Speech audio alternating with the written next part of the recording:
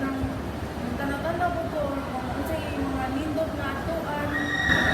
And also kay parang if mag-travel ko, ganan ko kanang akong view nindot akong view nga kanang like bukid kay relaxing na siya. While mag-travel ka, relax na ka like and also nga kanang mag-earphones ko, nagganan ko ng mga fun feeling. Also kay, and mag-gon sa weather, kanang kung unsa nga nagbago nga na nga kuan, kanang nga adlaw, kuan sa dugag kuan if para ma-prepare ko